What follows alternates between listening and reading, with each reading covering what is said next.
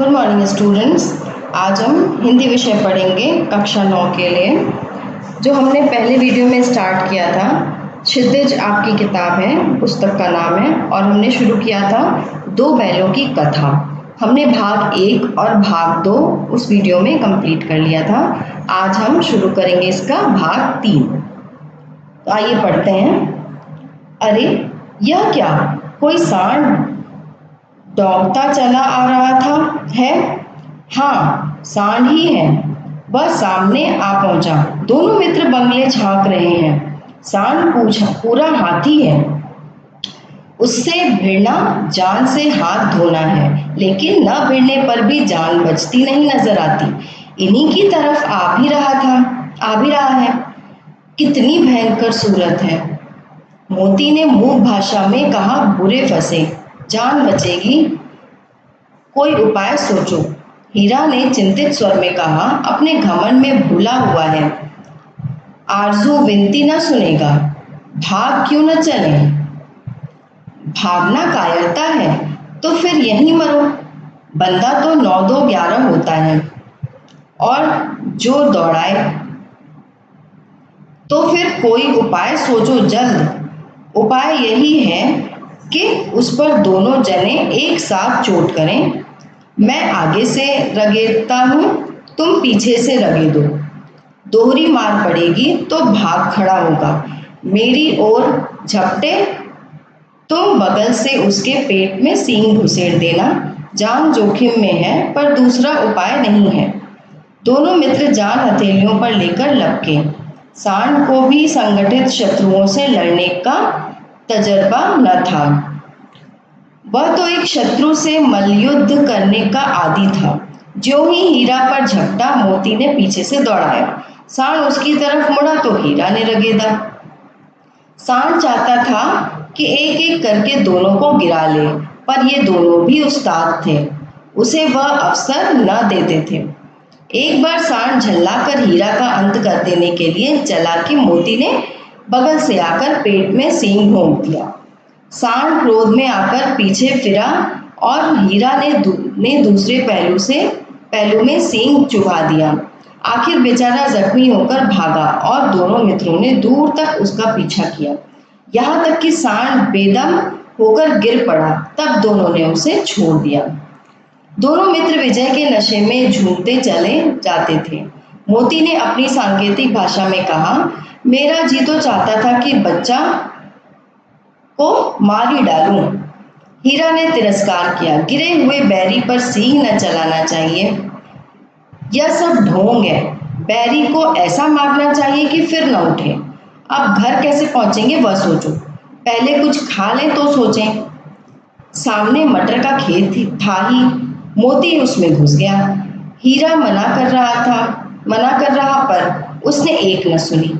अभी 2 ही 4 ग्रास खाए थे कि 2 आदमी लाठियां लिए दौड़ पड़े और दोनों मित्रों को घेर लिया। हीरा तो मेड़ पर था, निकल गया। मोती सींचे हुए खेत में था। उसके खुर कीचड़ में धंसने लगे, न भाग सका। पकड़ लिया। हीरा ने देखा संगी संकट में है तो लौट पड़ा। फंसेंगे तो दोनों फंसेंगे। रखवालों ने उसे भी पकड़ लिया। प्रातःकाल दोनों मित्र कांजी हाउस में बंद कर दिए गए। अब हम भाग 4 पढ़ेंगे इसका। दोनों मित्रों को जीवन में पहली बार ऐसा साबिका पड़ा कि सारा दिन बीत गया और खाने को एक तिनका भी न मिला। समझ ही में न आता था यह कैसा स्वामी है। इससे तो गया फिर भी अच्छा था। यहाँ कई भैंसें थीं, कई बकरियां, कई घोड़े, कई गधे, पर किसी के सामने चारा न था। सब जमीन पर मुर्दों की तरह पड़े थे। कई तो इतने कमजोर हो गए थे कि खड़े भी न हो सकते थे। सारा दिन दोनों मित्र फाटक की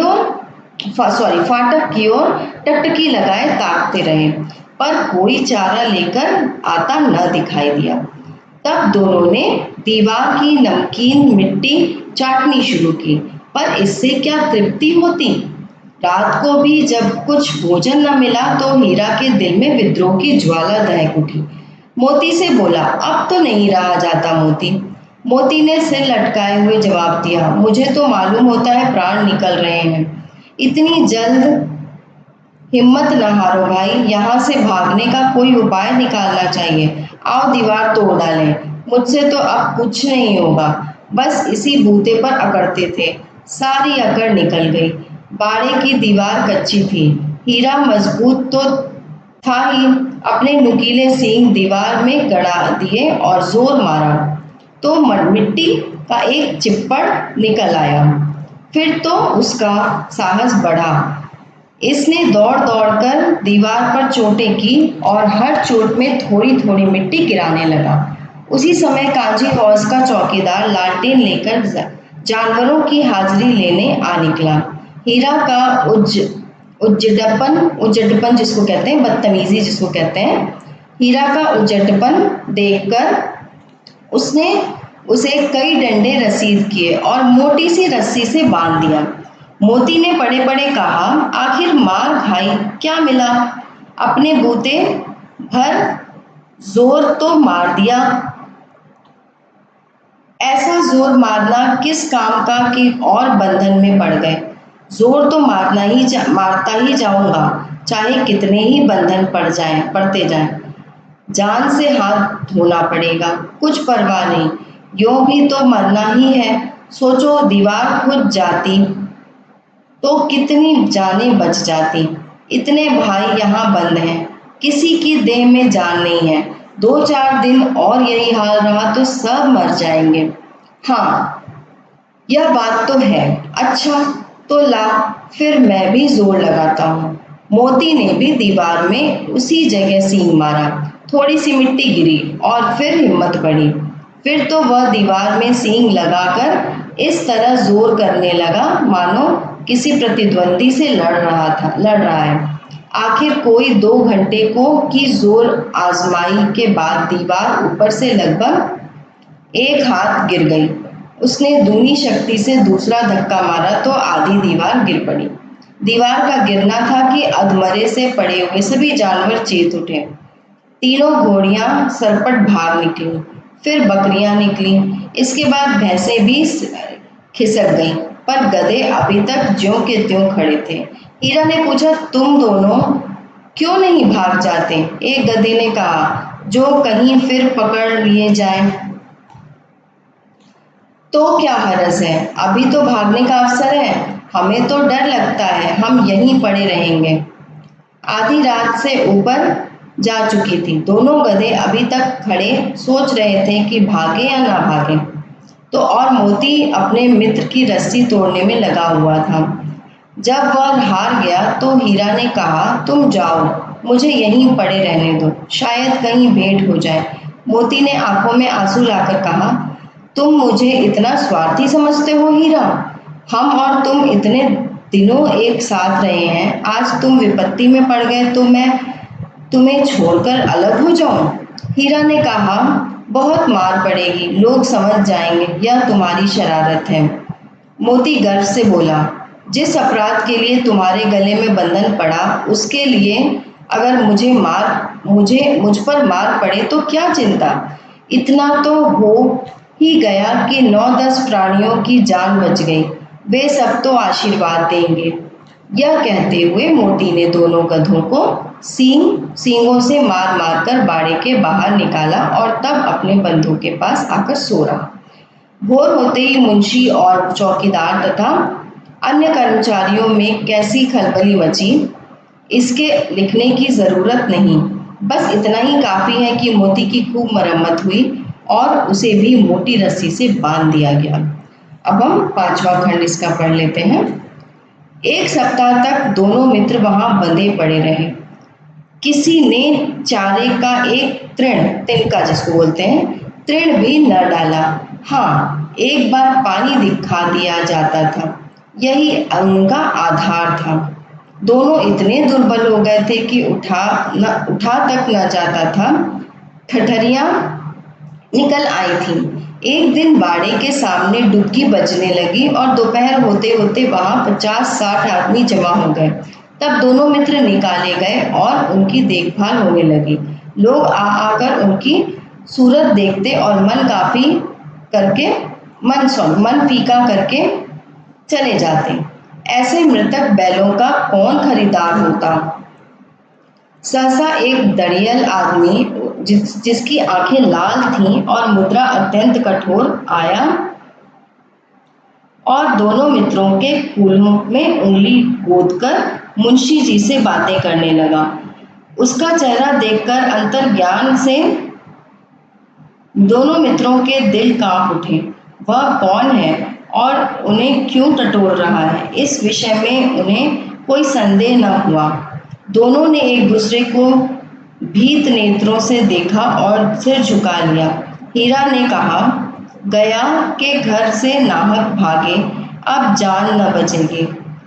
मोती ने अश्रद्धा के भाव से उत्तर दिया, कहते हैं भगवान सबके ऊपर दया करते हैं, उन्हें हमारे ऊपर क्यों दया नहीं आती। भगवान के लिए हमारा मरना जीना दोनों बराबर है। चलो अच्छा ही है, कुछ दिन उसके पास तो रहेंगे। एक बार भगवान ने उस लड़की के रूप में हमें बचाया था, क्या अब न बचाएंगे। यह आदमी छुरी चलाएगा, देख लेना।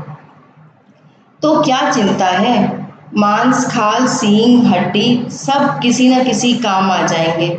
नीलाम हो जाने के बाद दोनों मित्र उस दरियल के साथ चले। दोनों की बोटी बोटी कांप रही थी। बेचारे पांव तक न उठा सकते थे, पर भय के मारे गिरते पड़ते भागे जाते थे, क्योंकि वह जरा भी चाल धीमी हो जाने पर जोर से डंडा जमा देता था। राह में गाय बैलों का एक रेवड़ हरे हरे हार में चढ़ता नजर आया। सभी जानवर प्रसन्न थे, चिकने चपल, कोई उछलता था, कोई आनंद से बैठा पागुर करता था। कितना सुखी जीवन था इनका, पर कितने स्वार्थी हैं सब। किसी को चिंता नहीं कि उनके दो भाई बधिक के हाथ पड़े कैसे दुखी हैं। सहसा दोनों को ऐसा मालूम हुआ कि यह परिचित रहा है। हाँ, इसी रास्ते से गया उन्हें ले गया था। वही खेत, वही बाग, वही गांव मिलने लगे। प्रतिक्षण उनकी चाल तेज होने लगी। सारी थकान, सारी दुर्बलता गायब हो गई। आह, यह लो, अपना ही हार आ गया। इसी कुएं पर हम पुर चलाने आया करते थे, यही कुआं है। मोती ने कहा, हमारा घर नगीच आ गया। नगीच मतलब पास आ गया। हीरा बोला, भगवान की दया है, मैं तो अब घर भागता हूँ, यह न जाने देगा, इसे मैं मार गिराता हूँ। नहीं नहीं, दौड़कर थान पर चलो, वहां से हम आगे न जाएंगे। दोनों उन्मत्त होकर बछड़ों की भांति कुलेलें करते हुए घर की ओर दौड़े। वह हमारा थान है। दोनों दौड़कर अपने थान पर आए और खड़े हो गए। दरिया भी पीछे पीछे दौड़ा चला आता था। झूरी द्वार पर बैठा धूप खा रहा था। बैलों को देखते ही दौड़ा और उन्हें बारी बारी से गले लगाने लगा। मित्रों की आंखों से आनंद के आंसू बहने लगे। एक झूरी का हाथ चाट रहा था। दरियल ने जाकर बैलों की रस्सियां पकड़ ली। झूरी ने कहा, मेरे बैल हैं, तुम्हारे बैल कैसे। मैं मवेशी खाने से नीलाम लिए आता हूँ। मैं तो समझा हूँ चुराए लिए आते हो। चुपके से चले जाओ, मेरे बैल हैं, मैं बेचूंगा तो बिकेंगे। किसी को मेरे बैल नीलाम करने का क्या अख्तियार है, क्या मतलब अधिकार है। जाकर थाने में रपट कर दूंगा। मेरे बैल हैं, इसका सबूत यह है कि मेरे द्वार पर खड़े हैं। दरिया झल्लाकर बैलों को जबरदस्ती पकड़ ले जाने के लिए बढ़ा। उसी वक्त मोती ने सींग चलाया। दरिया पीछे हटा। मोती ने पीछा किया। दरियल भागा। मोती पीछे दौड़ा। गांव के बाहर निकल जाने पर वह रुका, पर खड़ा दरियल का रास्ता देख रहा था। दरियल दूर खड़ा धमकियां दे रहा था, गालियां निकाल रहा था, पत्थर फेंक रहा था, और मोती विजयी शूर की भांति उसका रास्ता रोके खड़ा था। गांव के लोग यह तमाशा देखते थे और हंसते थे। जब दरियल हार कर चला गया तो मोती अकड़ता हुआ लौटा। हीरा ने कहा, मैं डर रहा था कि कहीं तुम गुस्से में आकर मार न बैठो। अगर वह मुझे पकड़ता तो मैं बेमारे न छोड़ता। अब ना आएगा, आएगा तो दूर ही से खबर लूँगा। देखो कैसे ले जाता है। जो गोली मरवा दे, मर जाऊँगा पर उसके काम तो ना आऊँगा। हमारी जान को कोई जान ही नहीं समझता, इसीलिए कि हम इतने सीधे हैं। ज़रा देर में नादों में खली, भूसा, चोकर और दाना भर दिया गया और दोनों मित्र खाने लगे। झूरी खड़ा दोनों को सहला रहा था और 20 लड़के तमाशा देख रहे थे। सारे गांव में उछाल सा मालूम होता था। उसी समय मालकिन ने आकर दोनों के माथे चूम लिए। इस तरीके से झूरी को वापस उनके दोनों बैल मिल गए। दोनों बैलों ने बहुत मुश्किलों का सामना किया, बहुत परेशानियां झेली और अंततः वो अपने मालिक के पास वापस आ गए। इस तरह से ये कहानी यहीं पे समाप्त होती है। इसके उत्तर हम जल्दी ही अपलोड करेंगे। तब तक आप इसके प्रश्न उत्तर अपनी कॉपियों में लिख लें, कंप्लीट कर लें, पूरा कर लें और फिर हम अपलोड करेंगे जब उत्तर इसके, तो आप अपनी कॉपी में इसको लिख लेंगे। यह चैप्टर, यह जो पार्ट है, इसको आप वापस दोहराएंगे, वापस इसको पढ़ेंगे और अगर कुछ नहीं समझ में आता है तो हम डाउट क्लास में इस विषय पर चर्चा करेंगे। आज के लिए इतना ही, धन्यवाद।